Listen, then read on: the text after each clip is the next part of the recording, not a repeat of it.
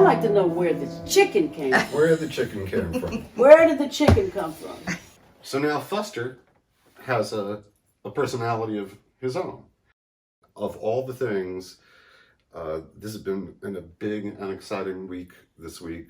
Gotten to Zoom with Roger Daltrey and Eddie Vedder.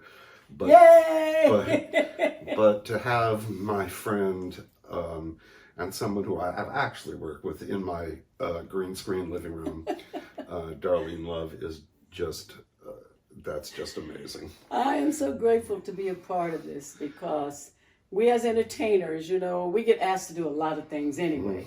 Some we turn down and some for the good, and this is for the good. So I was very happy to do it. Even when I saw the lyrics, I kind of got a little worried though. He wants me to sing all these weird lyrics in this song? Too many words. Too many words. But we managed to straighten it out so we could get the important words in the music. We don't do nothing slow and easy. But we're going to do that with this one. Slow and easy. Nasty. Uh-huh. Come on now. Oh, yeah. Easy.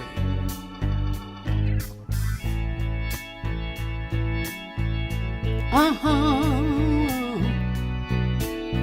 Oh, she's riding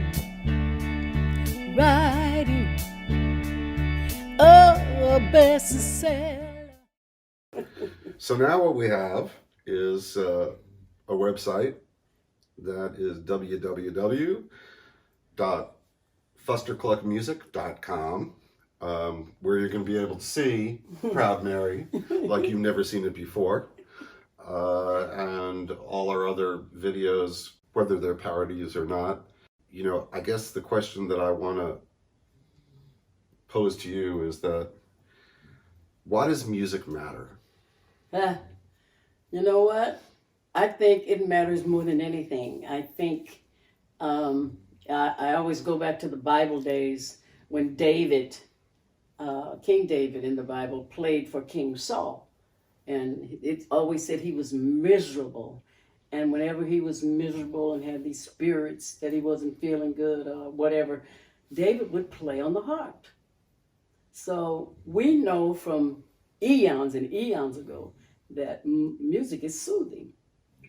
And it's very soothing for children. I work with a children's organization for rock music, to keep music in school. And every year, now this year was really weird because I had to do it video, Right. And I had to do it Zoom, but I did do it. And which is great. We raised money to buy instruments, brand new, spanking new instruments. And one year I went to one of the schools in New Jersey, and I presented all the gifts to them. And I had a chance to uncover all of them, which just to see the children's faces, to see a real guitar, real drums, brand new piano, all of those things, and knew that they would run over there to pick one up and, oh my God, you mean these are ours? You know, and the thrill they get. And I always say it's a get away from ABC for a while. Reading, as we used to say, writing and arithmetic, and go to something that's going to be good for inside. You know what I mean? Something that will soothe them, take their mind away from what is going on. And today is the same thing. Music, you can go somewhere else with your music.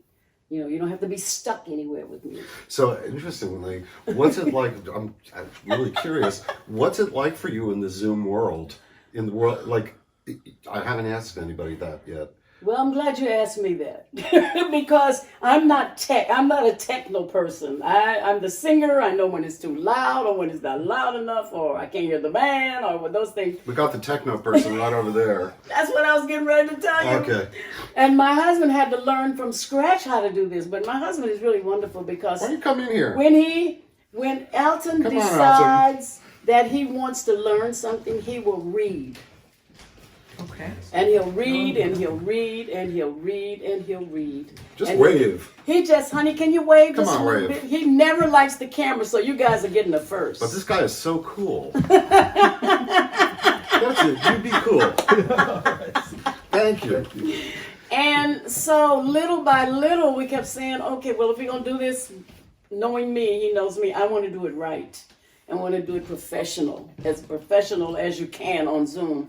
So we had to go and buy a new laptop, and then we had to go buy a new this and a new that. And friends got us a little, not a turntable, but a little board. Where Little mixing board, yeah. Mixing board. And I'm looking at all that stuff, and I go, my husband is going to learn how to do all this. Well, And it's he a time did, for new right. skills. And he did it little by little by little, and it got better and better and better. And I have more fun doing live interviews. I did a live Zoom for my fans called Let's Have Dinner Together Tonight. And I cooked a meal, and I told everybody, you can cook whatever you want and have your little glass of wine. And we did it for about 45 minutes. We sat, and I ate, and we talked. I talked to them, and I said, I know everybody's closed in, and so this is the time for us all to be together for about 35, 45 minutes. So that's it's fantastic. okay, but I never did this much Zoom or telephones are not telephones anymore. Maybe we'll do a Zoom barbecue. Exactly. You can do that too. So it got interesting. As long as it's not overwhelming where you have to do too much of them, especially talking. And probably most people don't realize that talking is harder on your voice than actually singing, because you can prepare to sing, you can warm up, but I don't know how to warm your throat up to talk. You know, and most people in the morning, their voice is like, yeah, what? That's me. Okay, what do you want? You know what I'm saying? But singing, you get ready to do it, and you're ready, and it's been a little challenging, and but it has worked out okay. Since my husband has taken that lead, you know, I don't have to wait for somebody to come over to the house. I got to do a Zoom today. Can you come by? So we have a nice little studio now in our house, which I never thought I'd have. And it's in the corner, it's in the perfect spot, because then they tell you, make sure you don't have nothing in the background. People can see that they'll steal this from you. I say, what? What are you talking about? Steal what? Well, you know, they see an address and then they know where you are. And I said, oh my God, this is getting a little complicated. Well, for the ultimate studio singer, it must be amazing to have a little studio in your house. It is, because I've never had one. Matter of fact, I never really thought about having one, because I love the whole idea of being in a studio with the musicians or the singers or whatever, and you know. But now it's okay, because now I do quite a few of them. People, I just did an interview with somebody from Italy yesterday. So, you know, there's only one way to stay in touch with everybody now. You have to do it through Zoom.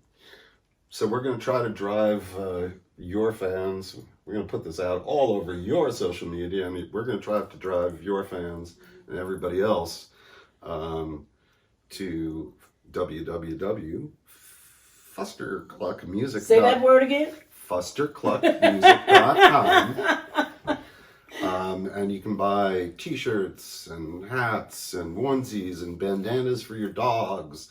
And maybe we'll get a Darlene Love t-shirt if we're lucky, if we ask and nice enough. Why not?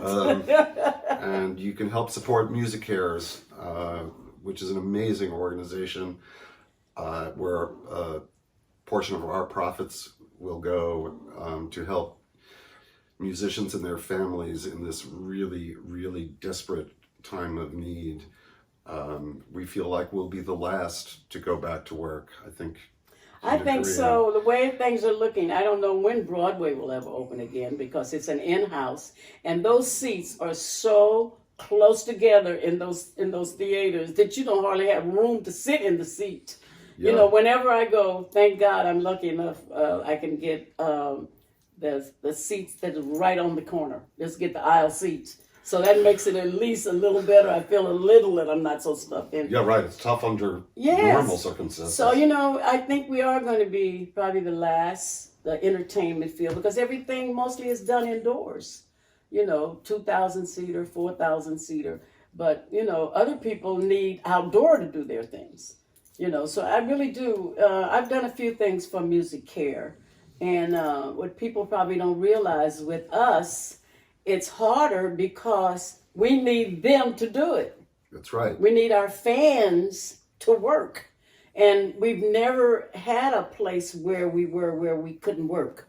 You can find a work somewhere. Like I know people who stay on Broadway the rest of their life. They start on Broadway, they never leave it. You can always find a show that you can go and do on Broadway. And with us, our gigs come almost a year in advance because they have to know who's coming. Right, so we're looking at 2022 now. Exactly. 2021 doesn't even really. Well, what about the Rock and Roll Hall of Fame? They didn't have that this year. That's people, and they were having it in Cleveland this year. I'm glad it wasn't your year. Yes, oh my Lord. Well, we're doing it in Cleveland, whenever they're going to do it again. And they're the ones that actually started letting the fans come to the show, which I said the fans should have been coming to the show all the time. But, it takes a minute for all great minds to work things out, right? So now they do it here at the basketball at Barclays Center. Barclays Center. Yeah. And it's so big, the fans can actually come and see the whole thing. They actually make it better. I'm sure. We as entertainers sit sitting around there, at the table. right? But they're hollering and they're screaming and everything, and then it's really nice. But this is really a great thing, and I'm really honored to do it. Well, Gilgamesh, who is not only a cartoonist, but he's a video editor and an actor and a singer, and he appears in a lot of our videos, wrote a parody to a song that we found out that you actually sang on. Uh-oh. Now the song that he the name, our name of the song, is the West Point Ramp. Okay. About Donald Trump walking down the ramp and Right. clearly needing assistance. Assistance, right. Now, what lyric would scan with West Point Ramp? It was a West Point ramp, Claimed it was damp, he shuffled like a gramp, a scary ramp. and with an aide de camp, He walked a ramp. he walked a West Point ramp. That would be Monster Mash. Oh, wow. Y'all really went back. So give us just how did that? Do you know? Do Oh. you remember? Well, I can remember a little bit because those kind of things stick with you. And the Blossoms, the group that I was singing with at the time, we did background for everybody. If you could sing a little bit, hire us, we'll sing for you. And we went to this session to do this, and we said, Monster Mash. I said, oh, okay. Now y'all need a Halloween song. And that's what happened. And every year, people remember Monster Mash, and they remember Darlene Love. It's like you and Letterman and Christmas. It Monster is. Mash. Monster Mash. That's so funny, but that is a story of that. You are so beautiful to me. Can't you see? You're everything I hope for. You're everything, everything that I need. You are so beautiful to me.